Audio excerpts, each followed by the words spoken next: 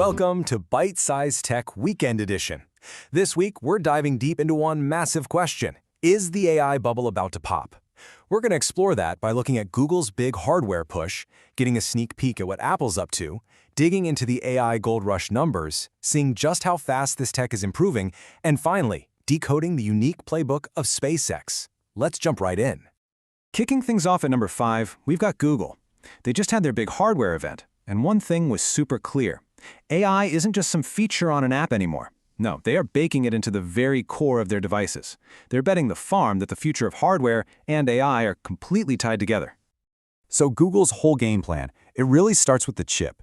Inside the new Pixel 10 and 10 Pro is their new Tensor G5 processor, which is custom-built to run AI models right there on the phone. This is what powers Gemini Nano for things like photo editing without even needing to connect to the cloud. They're also finally adding Qi 2 wireless charging. That's a first for Android, and their very own magnetic accessories called Pixel Snap, which sounds a little familiar, doesn't it? And it's not just about the phones either. The new Pixel Watch 4 is getting a seriously powerful Snapdragon W5 Gen 2 chip to better handle AI right on your wrist. And even the more affordable Pixel Buds 2a are getting Gemini integrated for hands-free tasks. It's all part of this bigger vision, right? This idea of ambient computing, where AI is just there, helping you out everywhere you go. All right, coming into number 4, let's talk about the competition. While Google is putting its whole AI strategy out there for everyone to see, Apple, as usual, is being way more secretive. But the rumor mill is churning, and it's giving us a pretty juicy look at what might be coming down the pike. So you gotta ask, what's Apple's move here? How are they gonna play this AI arms race? You know, they're famous for perfecting technology, not always being the first one to the party. So what's their play gonna be? Well, the rumor is that they're working on a kind of 2-for-1 deal with their next-gen M5 chip. The idea is that it wouldn't just power the next MacBooks and iPads, but it would also be the brains inside Apple's own AI servers. This is classic Apple, right? Total vertical integration, complete control of the AI experience, from their giant data centers all the way down to the device in your hand.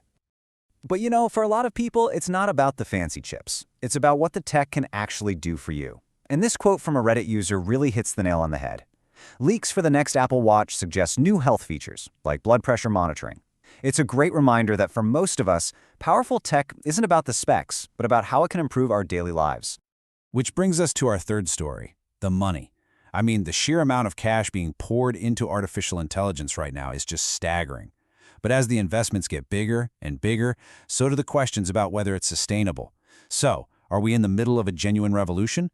Or is this just one giant bubble waiting to pop? Let's just take a second to really let this number sink in. According to the latest Stanford AI Index report, corporate investment in AI just hit over $250 billion this year. That's a 26% jump from last year. The scale of this is, well, it's unlike almost anything we've seen before. You know, history tells us that every massive boom is eventually followed by a bust. You have to wonder, right? With this much cash flying around this fast, is this time really different? Or are we just counting down to the inevitable pop? And here's the reality check. For all those billions being spent, a recent MIT study found something kind of shocking. Only 5%, just 5%, of companies are actually seeing any real, measurable financial results from their AI projects. There's this huge gap between the hype and the actual return on investment. And this perfectly explains that old saying, you know? In a gold rush, sell shovels. Right now, the ones making guaranteed money are the companies selling the shovels, companies like NVIDIA, who make the essential chips that all of this AI runs on. They're making a killing, while a lot of the companies using those chips are still out there digging, hoping to strike gold. So if the business case is still kind of shaky for so many companies, why does the money keep pouring in? Well, that brings us to story number 2. To understand it, you have to look at the tech itself. Because even if the profits aren't quite there yet, the progress in what AI can actually do is moving at a truly breathtaking speed. I mean, just look at this. The Stanford AI report gives this great example of 2 models answering a prompt. Model A's answer is, fine. It's like a decent high school paper. But then you look at Model B's response, and it's on a whole other level. We're talking grad school nuance and detail. And this incredible leap in quality happened over a really short amount of time. That's what's driving all the excitement. And this isn't just, a gut feeling. We can actually measure it.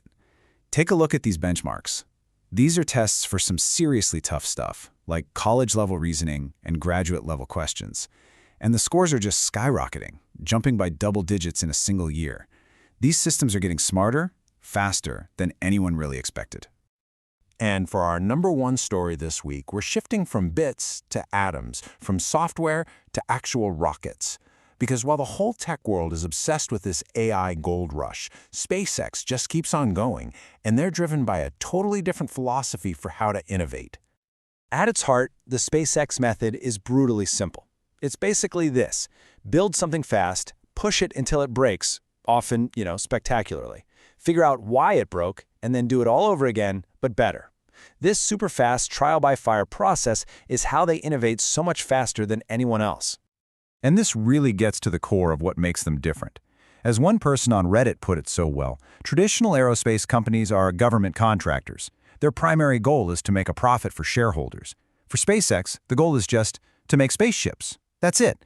And that singular focus changes absolutely everything.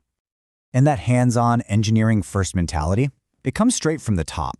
Tom Mueller, one of the first employees at SpaceX, talked about how Elon Musk went from knowing very little about rocket propulsion to understanding it so deeply that he's now, and I quote, practically running the department. That's a world away from a management style that's just focused on the next quarterly report. So as we wrap things up, we're left with a really interesting question. We've seen tech giants racing to put AI in everything, a massive gold rush with some pretty uncertain returns, and a rocket company that just keeps winning by being laser-focused. It makes you wonder, what's the most important thing for success? Is it chasing the next big tech wave, or is it having a crystal-clear mission that guides every single thing you do? That's all for this week's Byte-Sized Tech. Hey, if you enjoyed the episode, please do us a favor and like, comment, share, and subscribe. We'll see you next time.